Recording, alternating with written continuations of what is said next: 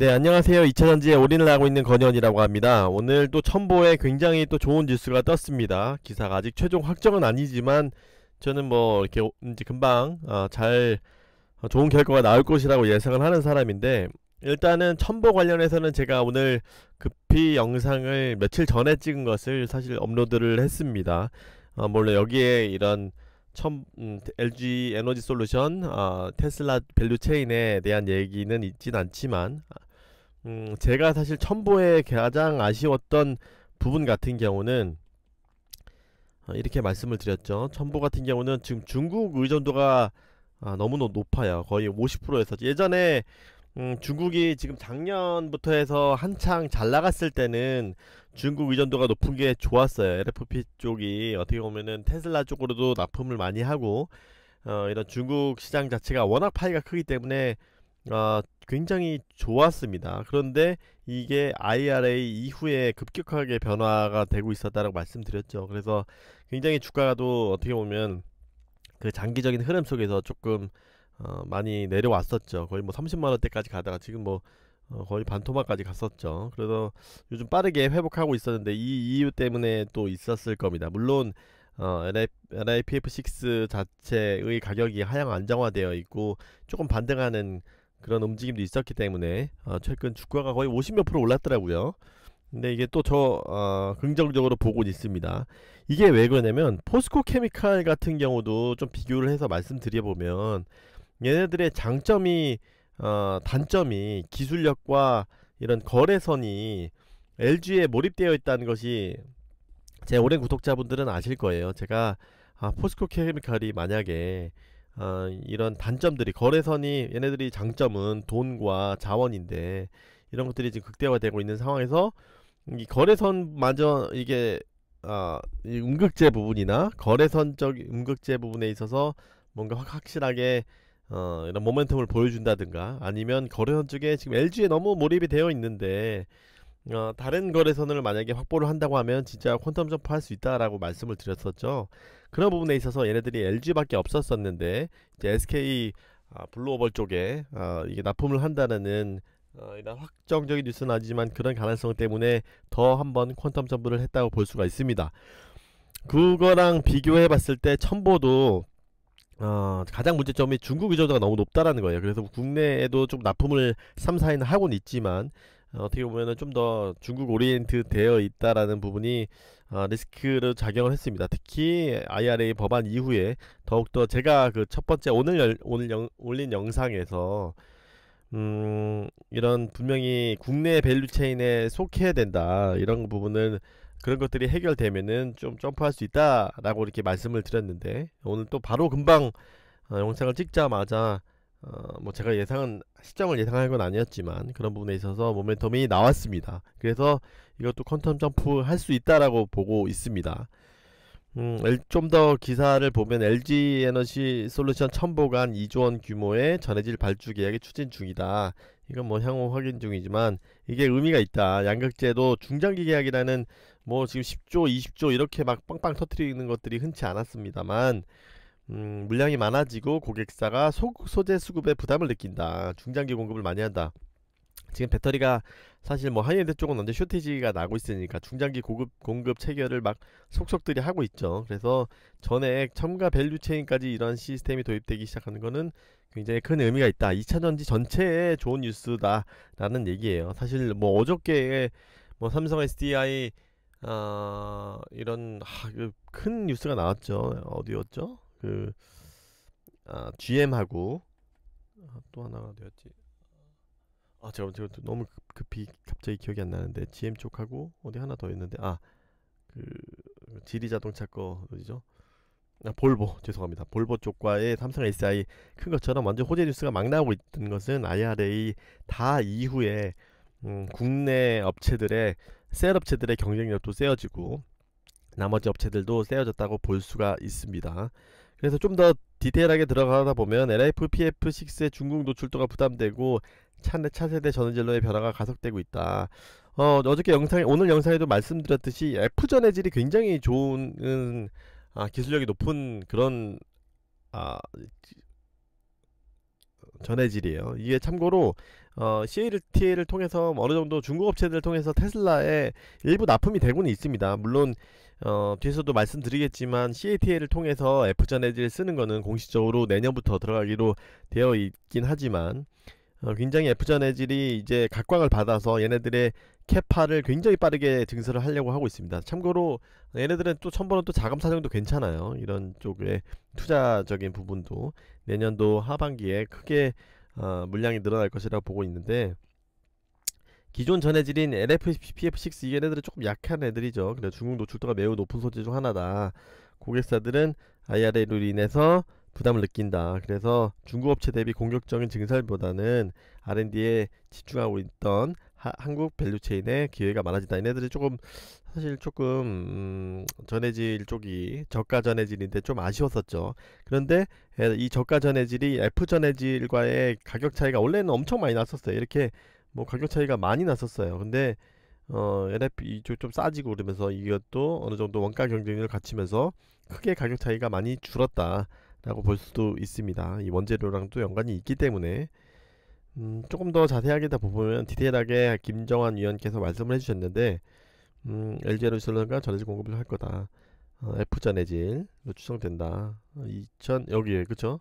이거에 대해서 좀 더 디테일하게 나왔습니다. 2023년 중순까지 연 5,000톤, 24년까지 1만톤, 연산 3만톤 뭐 이런 얘기도 있고, 왜 자꾸 이런 첨가제를 하냐 하면은 이 CNT 지금 나노신 소재 같은 경우도 굉장히 좋은 회사라고 제가 수없이 말씀을 드리고 있는데, 어느 정도 양극재 기술과 음극재 기술, 이런 음극재 기술이야 뭐 나노 그런 실리콘 음극재로 기술이 좀 더 빠르게 실리콘 음극재의 함량이 지금 5% 정도인데 10%까지도 좀 빠르게 올리고 있는 상황이곤 하지만, 이제 근본적으로 이 안정성적인 부분이나 이 거리 부분이나 이런 부분에 있어서는 수명적인 부분이나 이런 부분은 그 첨가제로 좀 해결을 해줘야 된단 말이에요. 그래서 양극재 측에서는 어느 정도 하이니켈로 굳혀져 있는 상황에서 상방이 좀 뚫려 있지는 않죠, 기술적인. 그래서 이 전해액이나 전해질에다가 첨가를 하는 전해액의 첨가제나 아니면 나노신 소재처럼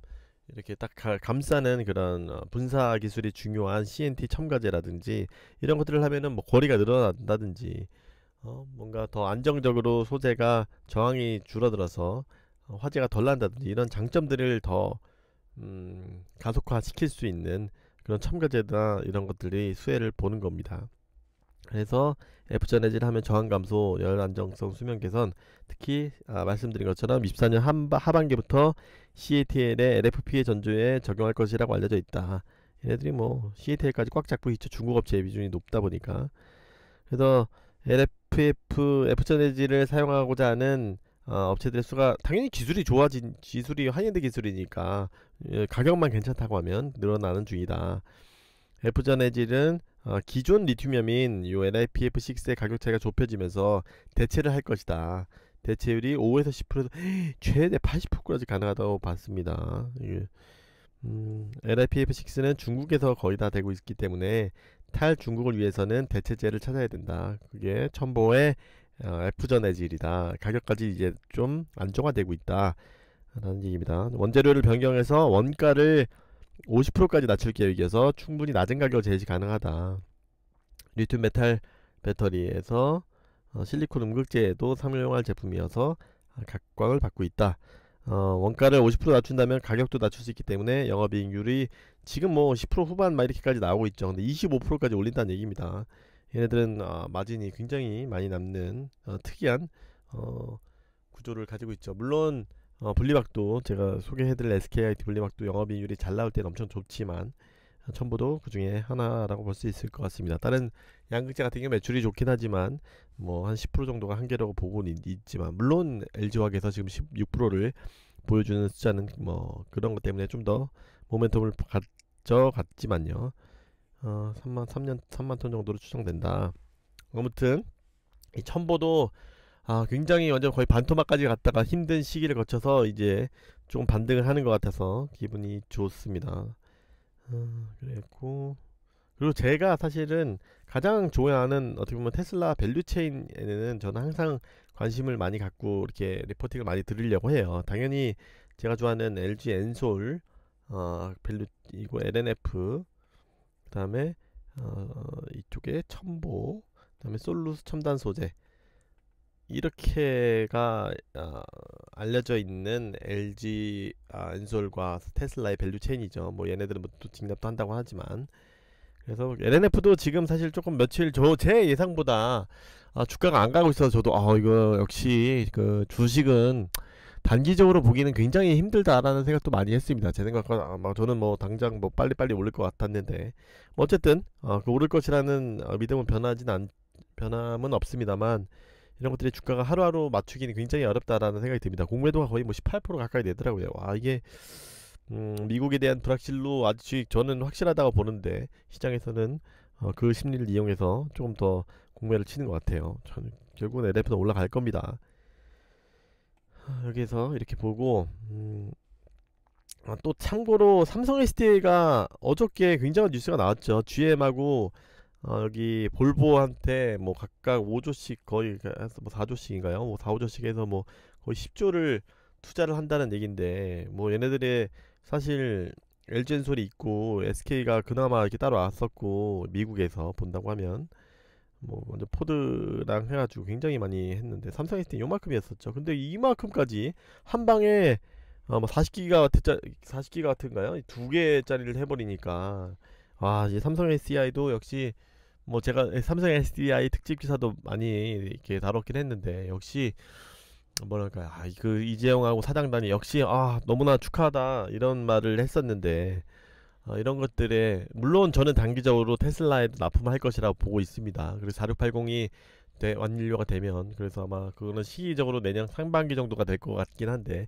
보통 한 2년 정도를 본다고 하면은 그래서 뭐 참 이런 것들도 뭐 확정을 지었을 수 있죠. 그래서 역시 그 뉴스 간의 행간을 보는 것이 굉장히 중요하다라고 느꼈습니다. 그래서 삼성 SDI에도 굉장히 큰 의미가 있다. 이렇게 잠룡처럼 기술력은 굉장히 좋은데 이런 안정 특유의 그런 안정주의, 이런 배터리에 대한 화재, 이런 것들에 대한 확신이 들어서인지, 시장에 대한 확신이 들어서인지, 물론 일단은 걔네들이 뭐 저가 수주, 덤펑 수주를 막 해가지고 굉장히 힘들었던 시기가 있었는데, 폭스바겐이랑 했는데 걔네들이 뭐 계약까지 취소했었잖아요. 이런 히스토리를 가지고 있어서 철저히 영업이익 위주로 이렇게 영업을 하다가 이제 확신이 이제 들은 거죠. 자기들한테 키가 자기네들이 왔다라고 판단이 돼서 그런지 이번에도 뭐 거의 4, 5천억씩 영업이익이 나니까 그걸로 해도 캐펙스 투자만 해도 충분하다고 생각이 들었을 겁니다. 영업이익 적자 상태에서 캐펙스 투자하기에는 좀 부담스러웠던 상황에서, 매년 이렇게 하면은 이제 뭐 분기에 그만큼 나오는 거니까 1, 2조씩은 나온다고 하면 이런 투자도 충분히 문제가 없을 것이라고 생각합니다.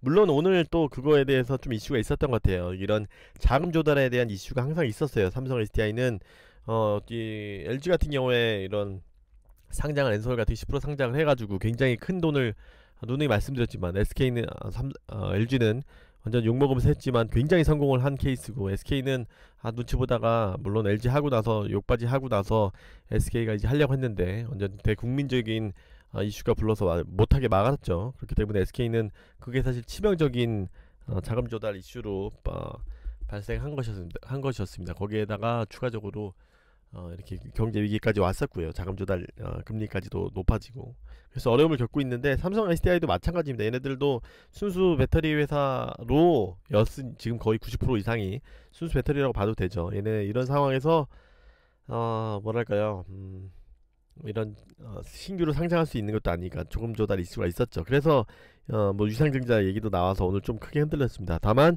걱정할 필요는 없다라고 생각됩니다. 그 부분은 이게 뭐 좀 정리가 돼 있었던 김철중 의원님 자료에서도 보면 나와 있습니다.